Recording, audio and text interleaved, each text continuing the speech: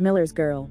The story kicks off with Cairo being excited about starting a new class where she'll meet her new teacher, Jonathan Miller, who is also a writer with several books under his belt. Both Cairo and Miller arrive early to class, surprising each other. Cairo reveals she's already read all the books the professor assigned for vacation, leaving Miller astonished at her dedication. Cairo's best friend, Winnie, interrupts them, leading Cairo away for snacks before class. Meanwhile, Miller, curious about Cairo, checks her books and discovers she also reads erotic romance novels. His colleague, Boris, joins in, reading a few lines from one of the books. Further investigation reveals Cairo also reads Miller's own romantic novels, much to his surprise. After class, Miller returns home, hoping to spend quality time with his wife, Beatrice, who is swamped with work. Despite her busy schedule, she gives him some attention, making for a promising evening. However, their moment is interrupted by a phone call, leaving Miller disappointed. The next day, Miller and Boris chat about life while enjoying coffee outside the school building. Rumors of ghosts haunt the nearby woods, supposedly lurking close to the path Cairo used to take to school daily. But Cairo's disappearance is overshadowed by Winnie's bizarre attempt to seduce Professor Boris. Claiming she needs his help to enroll in physics, Winnie's ulterior motive becomes clear. To Cairo, Winnie prefers women. Back home, a heart-to-heart unfolds. Cairo, burdened by her lack of exciting experiences, confesses to being the ultimate good girl.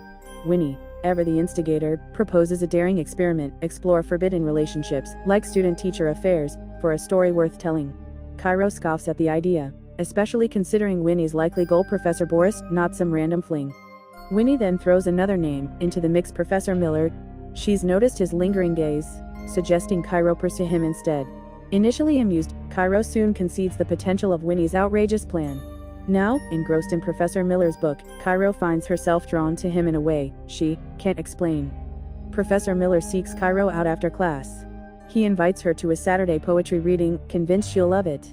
He also praises a recent writing of hers, impressed by how she internalized the material. Recognizing her talent, he proposes a challenge: write a short story mimicking her favorite author. If it's exceptional, she'll pass the entire semester. Cairo, thrilled, accepts. She surprises him further by revealing she's read his books. Leaving him speechless, she quotes a passage mirroring his earlier praise. Delighted, Miller shares it's his first and most cherished work. He admits writer's block since marriage, lacking inspiration for another book. Cairo, sensing his discouragement, playfully challenges him to write again. Days later, Cairo attends the poetry reading. Not just for the poems, but with the secret hope of seeing Miller. He arrives too, and they both relish the evening immersed in verse. Despite initial reservations, Cairo found herself enjoying the poetry reading, the relaxed atmosphere putting her at ease. She even shared a cigarette with Miller, their conversation flowing more naturally. Back at school, inspired by Winnie's suggestion, Cairo underwent a makeover. With coffee in hand, she approached both Boris and Miller, offering them a drink and a moment of casual conversation. The change in atmosphere was palpable, even leading to a shared cigarette with Miller. Later, Cairo relayed the encounter to Winnie, mentioning Miller's lack of comment on her new look, though she sensed his approval. The conversation shifted as Cairo declared her intention to write her story in the style of Henry Miller, known for his provocative and erotic exploration of relationships. Miller, initially hesitant about the potentially controversial choice, found himself intrigued by Cairo's boldness, eventually granting his approval. With Miller whisked away for a weekend trip with his wife, Cairo found herself alone with Winnie. As Winnie playfully mimicked how she imagined Cairo seduced the professor, their laughter was interrupted by a sudden realization: Cairo couldn't find her phone. A nagging suspicion arose: could she have left it somewhere unexpected? The line between reality and Cairo's writing blurs. Desperate for her phone, she dials Miller's home number.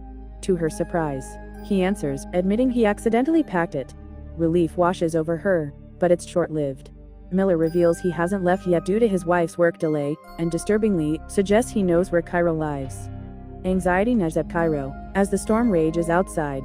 The phone call ends with Miller offering to personally deliver the phone, and soon, headlights pierce the rain, revealing Miller's car. A tense silence hangs in the air, as they stare at each other. Then, in a moment of electrifying confusion, Cairo finds herself locked in a kiss with her teacher. But is it real? As Cairo sits at her desk, diligently working on her Henry Miller-inspired story, the one assigned by Miller, doubts cloud her mind. Did the kiss truly happen, or was it simply a scene playing out in her fiction? The answer remains elusive. Hours later, Cairo sends her completed story via email. Meanwhile, across town, Miller, forced by his wife's demands, seeks privacy in another room. There, he reads Cairo's work, a story that mirrors their own forbidden connection, only intensified. A thrill courses through him as he devours the words, blurring the lines between reality and the student's captivating narrative.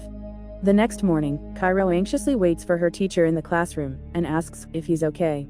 Miller, visibly angry, discusses the story she wrote, deeming it inappropriate, and demanding she write a new one about war. Cairo refuses and challenges Miller to explain why her story made him so uncomfortable. Miller insists he won't accept her story and warns of failing her if she doesn't comply. During their argument, Miller emphasizes their relationship as strictly teacher and student, regretting assigning the creative writing task. Cairo, hurt, claims Miller inspired the story and crossed boundaries. In frustration, Miller calls her mediocre and warns of consequences. Feeling hurt, Cairo storms out, leaving her story in a school administrator's mailbox. Miller returns home and vents to his wife about the stressful day, including Cairo's story. His wife, intrigued, reads it, sparking a heated discussion that interrupts Boris. The rejection stings. Cairo drowns her sorrows with Winnie, and fueled by alcohol, they embark on a reckless path. Winnie takes compromising photos of Cairo, intended for Professor Boris. The plan backfires spectacularly. Miller is summoned to the principal's office, his story mirrored in Cairo's provocative assignment. His wife confronts him, her trust shattered. Denials ring hollow as both Cairo and Miller face questioning. Their accounts paint a picture of a potentially inappropriate relationship, leaving Miller's future hanging by a thread. Suspension hangs heavy in the air.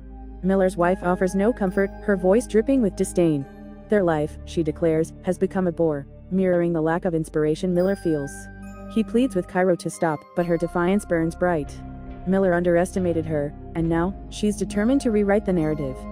Cairo's friend threatens to side with the teacher, but Cairo warns her against it, threatening to expose her relationship with Boris if she does. She asserts that teachers will suffer the consequences. Cairo writes an essay about her experiences, considering it her greatest achievement. Despite personal and professional turmoil, Miller finds inspiration to resume writing, after many years. The final scene shows both characters facing each other, likely at a school hearing that will determine the teacher's future, concluding the story.